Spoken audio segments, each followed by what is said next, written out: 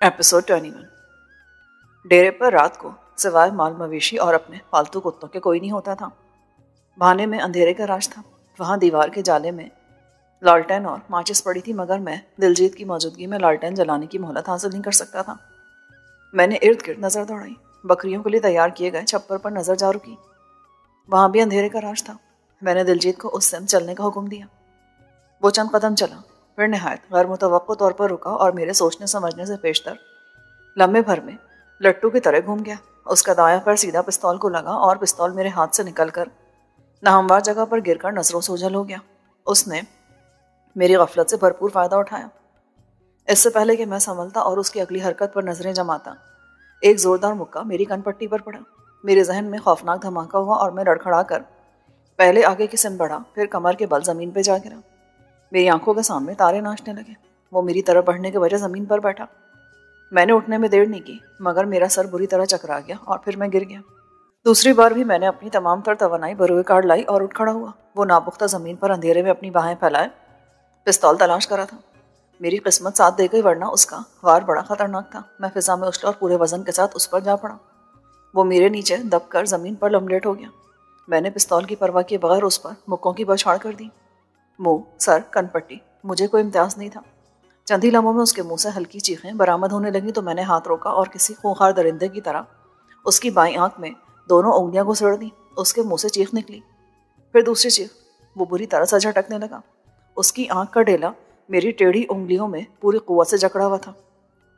मैंने हाथ को एक झटका दिया तो वो तड़प कर उठा। मैं कमर के बल जमीन पर गिरा। उसकी बाएं आंख का डेला मेरे हाथ में था, जिसे मैंने एक झटके से परे फेंक दिया। उसे देखा तो वो दोनों हाथ अपनी आंख पर सख्ती से रखे बुरी तरह तड़प रहा था और उसके मुंह से मुसलसल कराहें और गालियां निकल रही थी।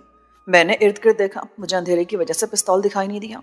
मैंने उस पर 4 हर्फ भेजे और पिंडली से बंधा खंजर निकाल लिया। वो बड़ा खतरनाक इंसान था। मैंने उसकी मौका फहमी और चालाकी को बुज़दिली करार दिया था। अगर किस्मत साथ न देती तो इस वक्त बाजी पलट चुकी होती और मैं उसके रहम करम पर जिंदगी की भीख मांग रहा होता। खंजर हाथ में आते मैंने दस्ते की पिन लॉक लगा दी ताकि वो मेरे हाथ से पिस्तौल की तरह छूट कर अंधेरे की नज़र न हो जाए। उसके माहिए बेआब की तरह तड़पते हुए वजूद की तरफ मुतवज्जो हुआ। मेरे पालतू कुत्ते जागकर हमारे करीब आकर भौंकने लगे। मैंने उन्हें पुचकारकर भगा दिया। मेरी आवाज़ पहचान कर दुम हिलाते हुए दूर जाने के बजाय वो मेरे करीब हो गए। मैंने दिलजीत को 2-3 ठुड्डे मारे, फिर बालों से पकड़कर खींचता हुआ बकरियों के छप्पर की तरफ बढ़ा। कुत्ते तजस्सुस भरे अंदाज में उसके दाएं बाएं सूंघते हुए छप्पर तक चले आए। छप्पर तले अंधेरा था, मगर इतना गहरा नहीं कि सिरे से कुछ दिखाई न देता। साईं दिलजीत खासा वजनी था। मैंने उसे बदिक्कत तमाम उस दीवार की जड़ में ला फेंका। अपनी सांसें बराबर करते हुए उसके आंखों पर धरे हुए हाथ पर लात मारी तो वो बिलबिला उठा और कदरे चीखती आवाज में बोला, तुम जो कोई भी हो, मैं तुम्हें जिंदा नहीं छोड़ूंगा। उसके मुंह से गलीज़ मुगल्लज़ात की कै बरामद हुई तो मैं खुद पर काबू न रख पाया और मैंने आने वाहिद में खंजर के चरकों से उसे लहू में नहला के रख दिया। कुत्ते खून की बू पर भड़क उठे। एक ने दिलजीत पर छलांग लगाई तो मैंने उसे लात मारकर परे फेंका और घुटनों के बल दिलजीत के सामने बैठ गया। खंजर का चमकदार फल दिलजीत की दाएं आंख के करीब लहराकर बोला, दिलजीत, मैंने तुम्हें कहा था कि चालाकी करोगे तो रियायत नहीं करूंगा। तुमने मेरी बात नहीं मानी और एक आंख गंवा ली। मैं सांस लेने को रुका, फिर गुर्राया, तुम बेगैरत और कमीने इंसान हो। अपनी दूसरी और इकलौती आंख भी गंवा बैठोगे। उसने जवाब में कुछ कहने की कोशिश की, मगर तकलीफ की शिद्दत से हाय निकल गई। दिलजीत, परवीन कहाँ है? एक बार की उसका सर उठा। वो चीखा, कौन परवीन? कौन हो तुम? तुम्हें मुझसे क्या दुश्मनी है? क्यों मेरी जान के दुश्मन बने हो? मैंने जवाब देने के बजाय खंजर उसकी रान में घोंप दिया। उसके मुंह से तेज चीख बरामद हुई। मैंने खंजर वाला हाथ उसकी इकलौती आंख के सामने हवा में मौलिक कर दिया। दिलजीत, कोई दूसरी बात ना करो, जो पूछ रहा हूं उसका जवाब दो। परवीन कहाँ है? मैं किसी परवीन को नहीं जानता। तुम मौत को आवाज दे चुके हो, तुम मुझे नहीं। मेरा हाथ हरकत में आया और खंजर दोबारा कूद कर उसकी दूसरी रान में खप गया। उसके हलक से बड़ी दर्दनाक मगर फटी फटी आवाज निकली और गर्दन एक तरफ ढलक गई। वो बेहोश हो गया था। बकरियों में इस्तराब फैल गया। आहिस्ता आहिस्ता वो बेदार होने लगी थी और नीची आवाज में एहतजाज करने लगी थी। मैंने उसकी जख्मी आंख में उंगली मारी। उंगली खून से लिथड़ गई, मगर उसके जिस्म में कोई हरकत ना हुई। मुझे उसकी बेहोशी का यकीन हो गया। कुत्ते उस जगह पर सर झुकाए खड़े थे जहां मैंने दिलजीत की आंख जख्मी की थी। मुझे देखे बगैर इल्म हो गया कि वो जमीन पर पड़े हुए उसके खून को चाटने में लगे थे। मैं उठा और भाने में गया। جالے میں رکھی ہوئی کیروسین آئل یعنی مٹی کے تیل والی لالٹین اور ماچس مخصوص گوشے میں رکھی ہوئی پانی کی بالٹی اٹھا لایا۔ بکریوں والے چھپر میں پہنچ کر لالٹین روشن کی اور چھپر کی چھت میں لٹکا دی۔ اب دلجیت کا چہرہ دکھائی دینے لگا تھا۔ اس کا آدھا چہرہ اور سیاہ داڑھی خون میں تر تھی، جبکہ آدھے چہرے پر پلاہٹ سبت تھی۔ میں نے بالٹی کے پانی سے اس کے منہ پر چھینٹے مارے۔ وہ ٹس سے مس نہیں ہوا۔ میں تادیر یہی کرتا رہا۔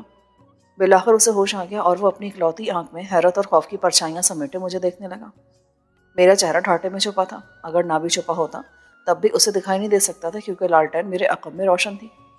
کون ہو تم؟ اس کی مریل سے آواز سنائی دی۔ تمہاری موت۔ بتاؤ پروین کہاں ہے؟ میں کسی پروین کو نہیں جانتا۔ میڈم نے بالکل درست کہا تھا، وہ ٹیڑھی انگلیوں سے نکلنے والی کھیر تھی۔ میں اپنی انگلیاں ٹیڑھی کر چکا تھا مگر وہ نکلنے کا نام نہیں لے رہی تھی۔ میں نے قصائیوں کے سے انداز میں خنجر والا ہاتھ جھٹکا اور اس کا بایاں کان اڑا دیا۔ وہ بلبلا اٹھا، کان پر ہاتھ رکھ کر جھٹکے لینے لگا۔ ایسے میں اس کے جسم میں نہ جانے کہاں سے اتنی طاقت عود کر آئی کہ اس نے مجھ پر بجلی کی صورت سے حملہ کر دیا۔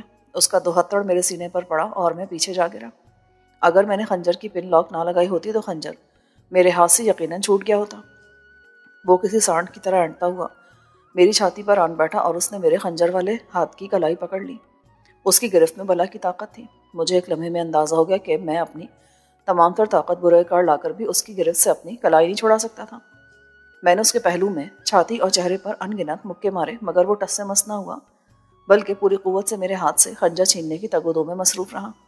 میری لاپرواہی اور حد سے بڑھی ہوئی خود اعتمادی کی بدولت وہ مجھ پر بھاری پڑ گیا تھا۔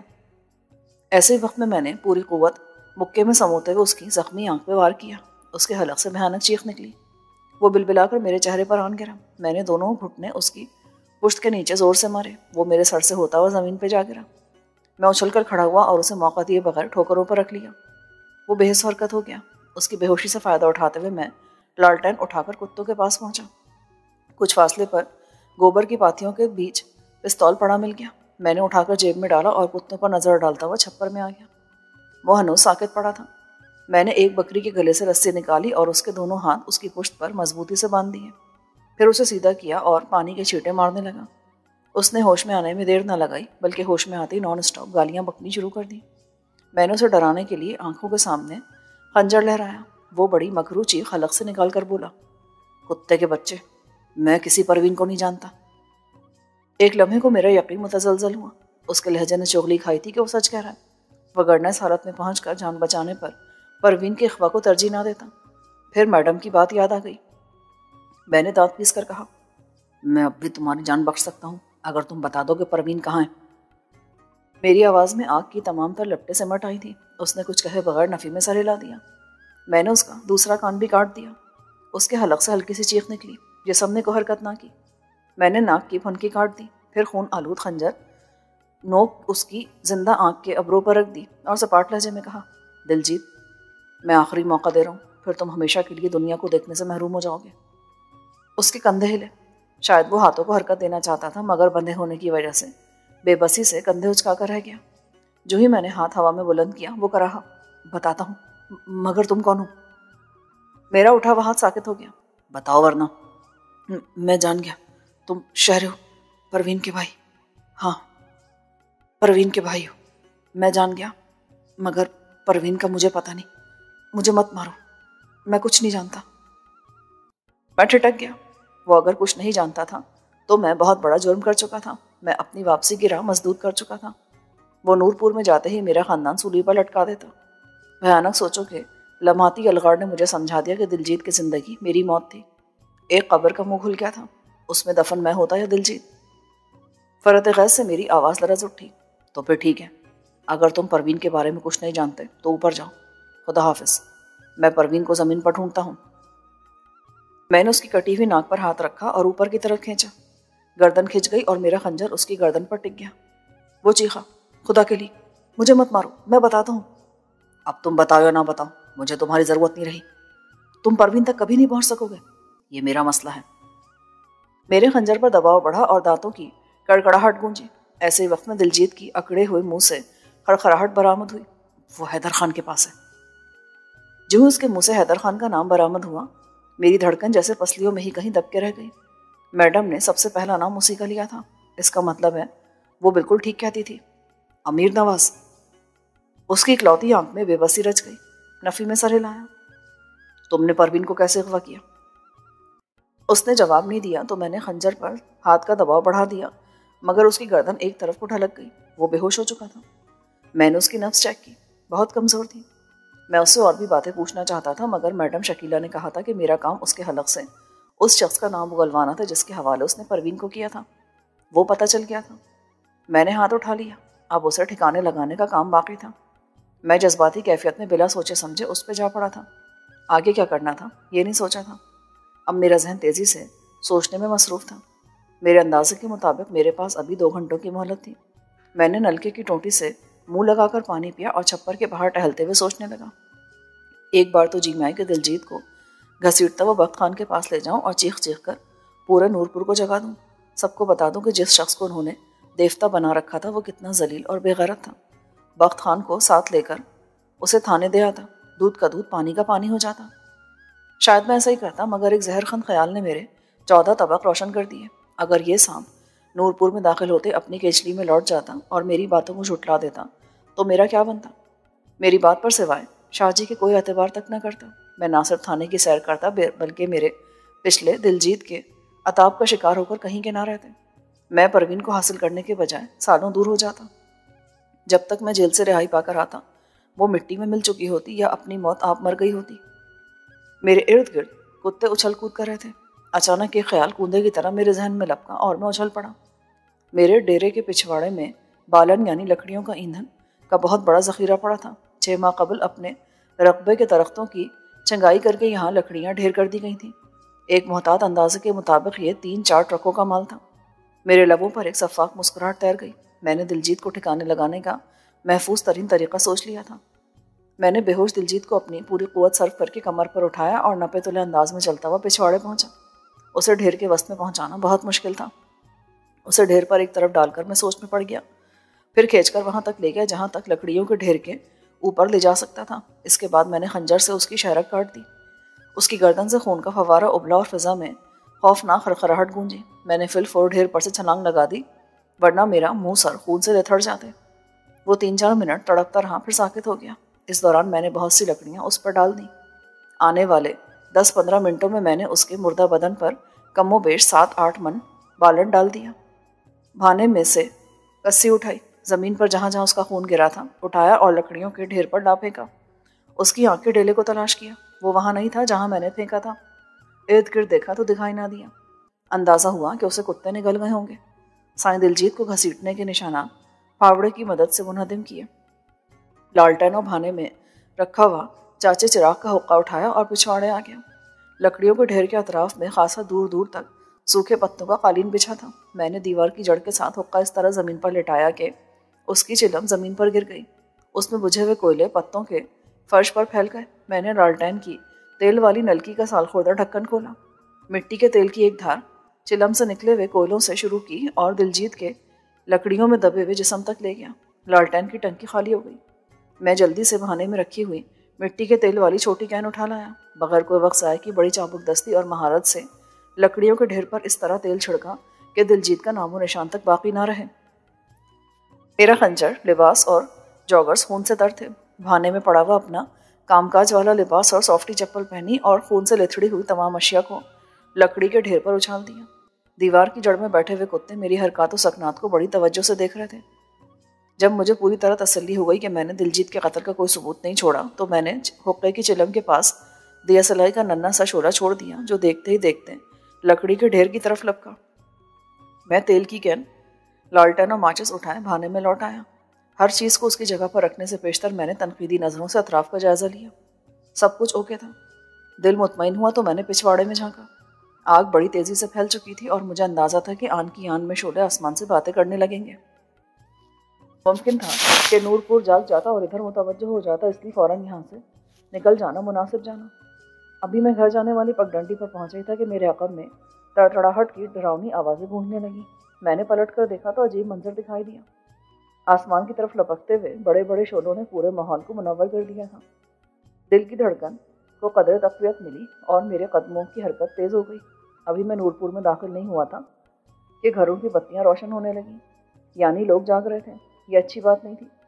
میرے قریب پہنچنے سے پہلے ہی گاؤں میں شور و غبار بلند ہو گیا۔ میں نے اندازہ لگایا کہ میں بھاگوں تو بھی لوگوں کے نورپور سے نکلنے سے پیشتر اپنے گھر تک نہیں پہنچ پاؤں گا۔ کچھ سوچ کر میں گھنے درخت پر بندر کی سی پھرتی سے چڑھ کر چھپ گیا۔ عافیت کی ایک ہی صورت بچی تھی کہ جب لوگ دوڑتے ہوئے ڈیرے کی طرف آئیں تو ان میں کسی طرح شامل ہو جاؤں۔ لوگوں نے نورپور سے نکلنے میں میرے اندازے سے کہیں زیادہ دیر لگائی۔ مجھے سائیں کے مزار کی طرف سے آتی ہوئی پہلی ٹولی دکھائی دی۔ تب تک مجھے درختوں کے پتوں میں چھپے ہوئے آدھا گھنٹہ بیت چکا تھا۔ مجھے افسوس ہوا، اگر میں نہ روکتا تو 5-7 منٹ میں اپنے گھر پہنچ سکتا تھا۔ انتظار کے اس طویل وقت میں میری سوچنے سمجھنے کی تمام صلاحیتیں عود کر آئی تھیں اور سینے میں جلتی ہوئی آگ پر اندیشوں اور تفکرات کی اوس پڑنے لگی تھی۔ میں بہت بڑے جرم کا ارتکاب کر چکا تھا۔ اگر کسی صورت دلجیت کے قتل کا انکشاف ہو جائے تو کیا میں بچ جاؤں گا؟ کیا آگ دلجیت کے وجود کے ساتھ ساتھ اس کے نام و مقام کو بھی نگل لے گی؟ جو ہی چاچا چراغ اور اس کے پیچھے 10-12 آدمیوں پر مشتمل ٹولی درخت کے نیچے سے گزری، پیچھے راستہ صاف دکھائی دیا تو میں فوراً درخت سے اتر آیا۔ لمبے لمبے ڈگ بھرتا ہوا اپنے گھر کی آخری کھڑکی والی پگڈنڈی پر چل پڑا۔ سائیں دلجیت کا مزار اور حویلی خاموشی کی دبیز چادر اوڑھے ہوئے تھے۔ کوئی نقل و حرکت دکھائی نہیں دی۔ کچھ عرصہ قبل اپنی آنکھوں سے دیکھ چکا تھا کہ حویلی کے مکین دن چڑھنے سے پیشتر جاگنے کے عادی نہیں تھے۔ آج بھی اسی معمول کے مطابق جاگیں گے اور جب تک دلجیت کی راکھ ہوا میں اڑ چکی ہوگی تب تک اس کی عدم موجودگی کا علم نہیں ہو پائے گا۔ اپنے پچھواڑے کے جوہڑ پر پہنچا تو مسجد کی جانب سے لوگوں کی ملی جلی آوازیں سنائی دیں۔ دوسری ٹولی میرے ڈیرے کی طرف جانے کے لیے تیار تھی۔ مجھے یہ بھروسہ تھا کہ نورپور کے لوگ بالن کو لگی ہوئی آگ بجھانے کی کوشش نہیں کریں گے، بلکہ وہ ارد گرد سے پتے ہٹا کر آگ کو بھانے کی طرف جانے سے روکنے پر اپنی توجہ دیں گے۔ بالن گاؤں والوں کے نزدیک قیمتی نہیں تھا۔ بارہا خشک بالن کی آتشزدگی کے واقعات نورپور میں رونما ہوئے تھے۔ لوگ آگ بجھانے کی بجائے آگ کے پھیلاؤ کو روک کر مطمئن ہو جاتے تھے۔ خاص تکنیک سے کھڑکی کے اندر کنڈی میں پھنسی ہوئی سلاخ نکالتے ہوئے میں دل ہی دل میں دعا کر رہا تھا کہ لوگ بھانے، چھپر اور ڈیرے کے ناہموار صحن میں خوب چلے پھریں تاکہ اگر دلجیت اور میری وہاں موجودگی کا کوئی مظاہر میری نظروں سے چھپا رہ گیا ہو تو وہ بھی روندا جائے۔ گھر والے جاگ چکے تھے۔ مجھے دیکھ کر انہیں حیرت نہیں کیونکہ میرا ان سے پہلے جاگنا، باہر جانا اور کھڑکی کے راستے گھر میں داخل ہونا معمول کی بات تھی۔ شانوں نے مجھے دیکھ کر ارادتاً نظر انداز کر دیا۔ چاچی کا رویہ بھی مختلف نہیں تھا۔ میں ان کے پاس رکے بغیر سیدھا اپنے کمرے میں جانا چاہتا تھا کہ چاچی کی قدرے پریشان آواز سنائی دی۔ شہرے، آگ اپنے ڈیرے پر لگی ہے نا؟ میں نے عقبی چار دیواری کے اوپر دھوئیں کے بڑے مرغولوں اور شعلوں کو دیکھ کر کہا۔ ہاں چاچی۔ نودری جانے لگا تھا کہ چاچے کو افسر علی وغیرہ کے ساتھ جاتا دیکھ کر پلٹ آیا۔ شانوں نے سر جھکا کر ہولے سے کہا، ماں، اسے آگ سے کیا، اس کا تو اندر ہی بجھا ہوا ہے۔ میں نے اس پر ایک شکایتی نگاہ ڈالی۔ خوشمردگی کے عالم میں نے انہیں بتایا کہ میں پروین کی تلاش میں مظفر گڑھ جا رہا ہوں۔ انہوں نے مجھ سے یہ تک پوچھنے کی زحمت نہیں کی کہ مجھے مظفر گڑھ میں پروین کی موجودگی کا شک کیوں گزرا تھا، یا کون سا کلو ہاتھ لگا تھا کہ صبح دم ڈیرے پر بھڑکنے والی آگ پر قابو پائے بنا نورپور سے میں نکلنا چاہ رہا تھا۔ اپنے کمرے میں جا کر میں نے پستول نکالا اور اسے چھت میں موجود ہے خفیہ جگہ پر ٹھکانے لگایا۔ 24 شہتیر کے اوپر کی جانب قدرتی طور پر ایک بڑی سی کھو بنی ہوئی تھی۔ ایک خاص انداز سے ہاتھ ڈال کر وہاں چیز رکھی اور اٹھائی جا سکتی تھی۔ مجھے یقین تھا کہ میرے علاوہ نہ تو کسی کو اس کھو کی موجودگی کا علم ہو سکتا تھا اور نہ ہی کوئی اس میں رکھی ہوئی شے کو نکال سکتا تھا۔ میں نے اپنے ہاتھ اور چہرہ اپنے اتار کر بالن پر پھینکے ہوئے لباس سے پوچھا تھا۔ ہلکے ہلکے طاق باقی تھے جو صبح کے ملگوجے اندھیرے میں زیادہ واضح دکھائی دینے لگے تھے۔ میں تولیہ اٹھا غسل خانے میں گھسا۔ لباس تبدیل کرنے کے بعد ناشتہ کیے بغیر گھر سے نکل کھڑا ہوا۔ میں جلد از جلد ملتان پہنچنا چاہتا تھا تاکہ میڈم کے حکم کی تعمیل کرتے ہوئے اس کو فی الفور اپنی کارگزاری سے مطلع کروں۔ زندگی میں پہلی مرتبہ قتل جیسے بھیانک جرم کا ارتکاب کیا تھا۔ یہ بے چینی اور اضطراب بھی نورپور کی حدود سے جلد از جلد نکل جانے پر مجبور کرا تھا۔ چونکہ کھانا موجود نہیں تھا اسی لیے ویگن عزت خان ڈرائیور شام کو قریشی موڑ لے گیا ہوگا۔ اس کی آمد میں ابھی کافی دیر تھی۔ اتنی صبح سوائے گوالوں کی سائیکلوں کے کوئی سواری دستیاب نہیں ہو سکتی تھی اور میں اسی لالچ میں تیز تیز قدموں سے چلتا ہوا نورپور کی حدود سے نکل آیا۔ کچھ ہی دور گیا تھا کہ انور دودھی کا ریڑا آتا دیکھا۔ اس کے پاس چونکہ زیادہ مقدار میں دودھ اکٹھا ہوتا تھا اس لیے وہ سائیکل کے بجائے اپنے دبلے پتلے گھوڑے والے ریڑے پر نورپور اور نواحی بستیوں میں سے دودھ اکٹھا کیا کرتا تھا۔ میں اچھل کر ریڑے پر چڑھ گیا۔ وہ بولا، شہر خان، صبح صبح کہاں نکل کھڑے ہوئے؟ میں نے جھوٹ بول دیا کہ میں قریشی موڑ پر ویگن کے ڈرائیور عزت خان کے پاس جا رہا ہوں۔ وہ مطمئن ہو گیا۔ گھوڑا ریڑا اپنی مخصوص اسپیڈ سے چلتا ہوا نوری چوک پہنچا۔ انور دودھی نے کہا، مجھے یہاں کچھ دیر لگے گی، اگر چاہو تو بیٹھے رہو، चाहो तो किसी वैगन पर बैठ जाओ। महमूद कोट और कोट अद्दू से आने वाली वैगनें नूरी चौक से सवारियां उठा देती थीं। मैं रेड़े से उतर गया। कुछ देर का इंतजार सूदमंद रहा। अनवर दूधी का रेड़ा होटल पर खड़ा रहा और मैं एक वैगन के पायदान पर चढ़कर कुरैशी मोड़ सुधार गया। अपने तय में खतरात की लपक से महफूज हो गया था। मैं चाहता तो कुरैशी मोड़ के किसी पब्लिक कॉल ऑफिस से मैडम को फ़ोन कर सकता था, मगर मैंने बस में बैठकर वक्त बचाने को तरजीह दी। 9 बजे के करीब मुल्तान के डेरा अड्डा से मैंने मैडम को फ़ोन किया। उसने मुझे अड्डे के सामने वाले होटल पर बैठकर मीरू शाह का इंतज़ार करने का हुक्म सादिर किया। उसकी आवाज़ में नींद का खुमार झलकता था। वो या तो मेरे फ़ोन की बेल पर बेदार हुई थी या कुछ ही देर पहले जागी थी। मैंने मस्कुरा होटल में बैठकर चाय का कप हलक से उतारा। आधे घंटे बाद सफ़ेद होंडा एकॉर्ड कार और मीरू शाह की शक्ल दिखाई दी। वो जमाहियाँ लेते हुए अपनी बदमस्त चाल चल रहा था। मुझे देखकर तीर की तरह मेरी तरफ आया और बाहें खोलकर बोला, अड़े गुंजे, कुछ कमालात दिखावत है या खाली हाथ आवत है? मैं उसकी बात ना समझ पाया, मगर खुली बाहों की दावत समझ आ गई। वो बड़ी बेतकल्लुफी से मेरे सीने से आ लगा। माड़े को बतावे ना, कोई कामयाबी भी हुई है या नहीं? मैंने इस बात में सर हिलाया। वो अलग होकर बोला, अड़े जिंदाबाद लाडे मियाँ, कमाल कर देवे तुमने। चलो मैडम को भी खुशखबरी देवे। मैं चाय का बिल अदा करके होंडा एकॉर्ड की पिछली सीट पर मीरू शाह के साथ बैठ गया। आज ड्राइवर बदला हुआ था।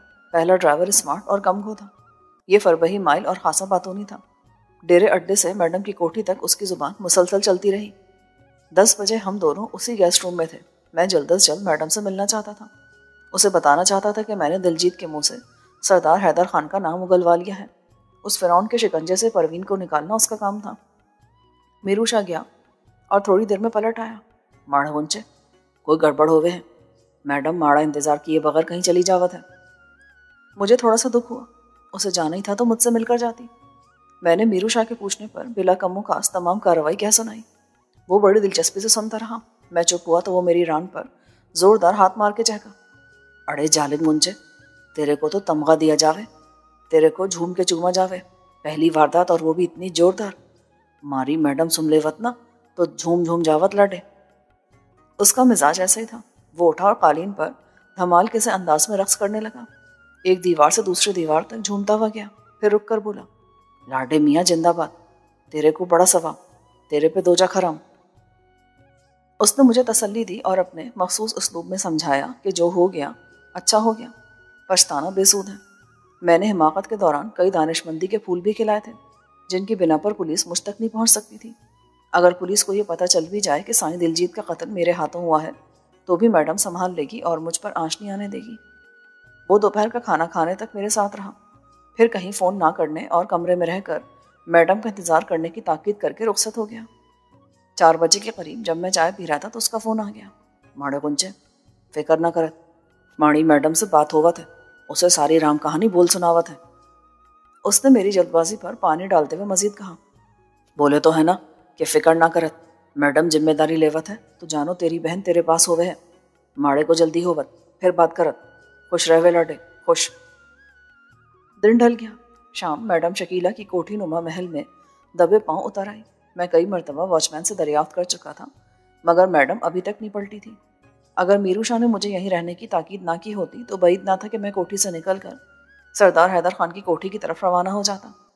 अगर मेरी परवीन तक रसाई हासिल ना होती तो यकीनी तौर पर दिलजीत को कत्ल करना बेसूद साबित होना था।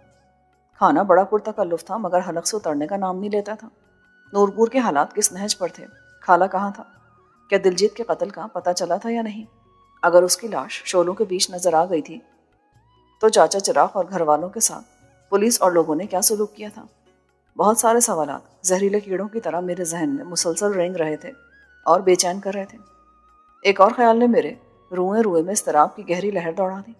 दिलजीत के कत्ल गयाब का सुनते ही कहीं सरदार हैदर खान मेरी बहन को ठिकाने ना लगा दे। मेरी मुट्ठियां भीज गईं। मैं बेड से उतरकर एक दीवार से दूसरी दीवार तक गया, फिर पलटा। खिड़की का पर्दा खोलकर बाहर झांकने लगा। सिवाय जाहिर शाह के कोई दिखाई नहीं दिया। कोठी पुरसुकून थी, मगर मैं नहीं था। मैंने एक मरतबा फिर मीरू शाह से फ़ोन पर रब्ता करने की कोशिश की, मगर 2-3 मरतबा बैल जाने के बावजूद उसने कॉल पिक ना की। मैडम रात को 1:30 बजे के करीब कोठी में पहुंची। मैं गाड़ी के इंजन और मेन गेट के खुलने की आवाज़ सुनकर उछला और खिड़की में से झांक कर बाहर देखने लगा। स्याह रंग की बड़ी लैंड क्रूजर गेट उबूर कर रही थी। आधी रात का अमल, अंधेरा और फ्रंट स्क्रीन पर पड़ती हुई बड़े बल्ब की दूधियाई रोशनी के सबब जीप के अंदर बैठे हुओं की शक्ल दिखाई न दी। जीप चंद ही लम्हों में मेरी नज़रों से ओझल हो गई। मैंने जल्दी से कमरे का दरवाज़ा खोलकर बाहर झांका। जो भी आया था उसे गुजरते हुए मेरी नज़रों में आना चाहिए था, मगर ऐसा नहीं हुआ। चंद मिनट पहले से खामोशी फिजा पर तारी हो गई। जीप और जीप से उतरने वालों ने ना जाने कौन सा रास्ता अपनाया था कि मेरी नज़रों में आए बगैर कोठी में दाखिल हो गए थे। चंद मिनटों के बाद सीढ़ियाँ उतर कर आते हुए मीरू शाह पर निगाह पड़ी तो कदरे तमानियत हुई। उसने आहिस्तेगी से मुझे धकेल कर दरवाजे से हटाया और कमरे में दाखिल हुआ। मैडम आई है, माड़े को सांस तो लेने देवे गुंचे। वो देखने में थका हुआ लगता था, शायद किसी मुश्किल मिशन से लौटा था। कुछ देर सोफे पर आंखें मूंदे नींद दराज रहा, फिर उठकर बेड पर आ गया। गुंचे, आराम से सो जावत है, समझ लेवे कि तेरे काम का आधा हिस्सा मुकम्मल हो जावे है। कुछ बताओ तो सही यार, मैं बड़ा परेशान हूँ। कहा ना सो जावत। मुझे नींद नहीं आ रही थी, दिल परेशान था। जब उसने देखा कि मैं खामोश नहीं रह पाऊंगा तो उसने अपने मखसूस अंदाज से मुझे समझाया कि मैं आराम से सो जाऊं।